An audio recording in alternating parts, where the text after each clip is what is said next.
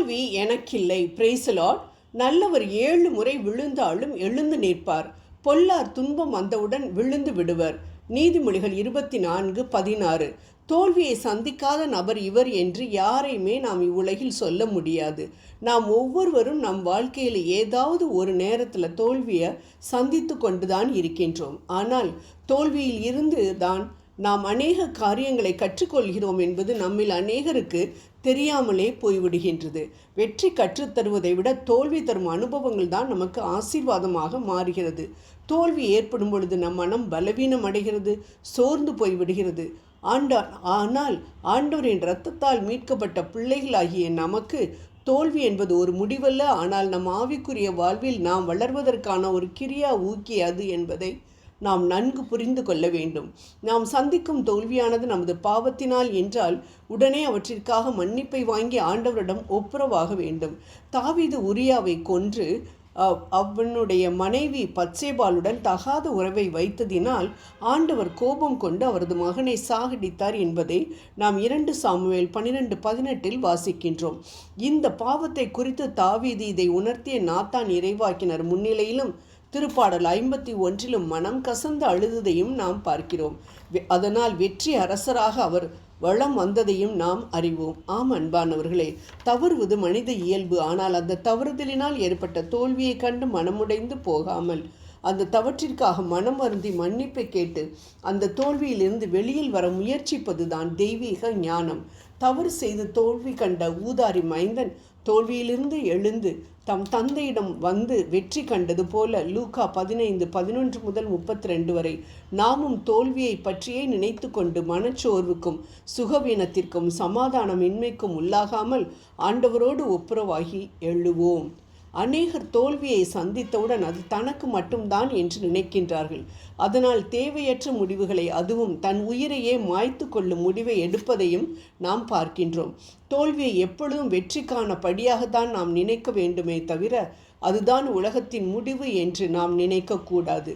நாம் அனைவரும் சிறு பிள்ளையாக இருக்கும் பொழுது படித்த ஒரு கதை ஞாபகத்திற்கு வருகிறது. ராபர்ட் ப்ரூஸ் என்ற ஒரு அரசர் ஒரு போரில் தோல்வியடைந்து ஒரு குகையில் ஒளிந்து கொண்டிருக்கின்றார். அப்பொழுது அந்த இடத்தில் ஒரு சிலந்தி ஒரு வலையை பின்னுவதற்காக முயற்சி செய்து கொண்டிருக்கின்றது. ஆனால் முடியவில்லை. திரும்பவும் முயற்சி செய்கிறது, முடியவில்லை. இவ்வாறாக அநேக முறை முயற்சி செய்து தோல்வியடைந்து கடைசியில் பிடியுடன் முயற்சி செய்து அந்த சிலந்தி வலை பின்னப்பட்டதை இவர் பார்த்த பொழுது மிகுந்த ஒரு நல்ல ஒரு தைரியத்துடன் விரக்தியில் இருந்த அவர் திரும்பவும் அந்த நாட்டின் மேல் போர் தொடுத்து வென்றதை நாம் படித்தோம் அல்லவா? ஆம், சிலந்திக்கே விடாமுயற்சியை கொடுத்த நம் ஆண்டவர் நமக்கு கொடுக்காமலா போய்விட்டார்? தன் மக்கள் இஸ்ரவேலரை எகிப்திலிருந்து மீட்பதற்காக விடாமுயற்சியுடன் ஆண்டவரின் ஆலோசனையின்படி பார்வோனின் முன் எத்தனை முறை நின்றார் நம் மோசே. அவர் ஒரு பெரிய எடுத்துக்காட்டு. அன்பானவர்களே, தோல்வியை வெற்றிப்படியாக மாற்ற வேண்டும் என்றால் நமக்கு ஒரு இலக்கு வேண்டும். அந்த இலக்கு நிச்சயம் ஆண்டவரின் சித்தப்படி அவருக்கு பிடித்தமுள்ளதாக இருக்க வேண்டும்.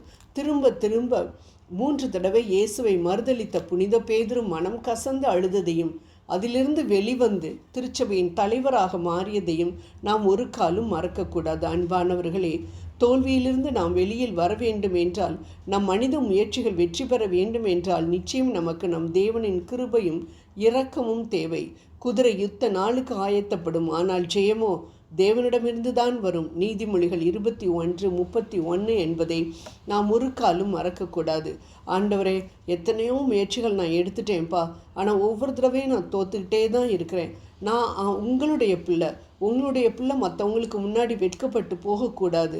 அதனால் நீங்கள் தான் எனக்கு எப்படியாவது உதவி செய்து இந்த முறை நான் தோற்று விடாதபடி வெற்றி பெற எனக்கு கிருபை புரியும் என்று வேண்டி அவரது ஆலோசனையின்படி முயற்சித்தால் நிச்சயம் வெற்றி பெறுவோம் என்பதில் சந்தேகமில்லை. ஏனென்றால் புனித பவுல் தன்னை குத்தி கொண்டிருந்த முள்ளை எடுக்கும்படி ஆண்டவரிடம் வேண்டிய பொழுது, என் அருள் உனக்கு போதும், உன் வலுவின்மையில்தான் என் வல்லமை நிறைவாய் வெளிப்படும் 2 கொரிந்தியர் 12:9 என்று சொல்லி அவரை பலப்படுத்தின தேவன் நம்மையும் தோல்வியிலிருந்து மீளச் செய்வார். ஜெபம் செய்வோம். திகையாதே, நான் உன் தேவன் என்ற எங்களது அன்பு தெய்வமே, தோல்வியை நாங்கள் வெற்றிப்படியாக மாற்ற கிருபை புரியும். ஆமென்.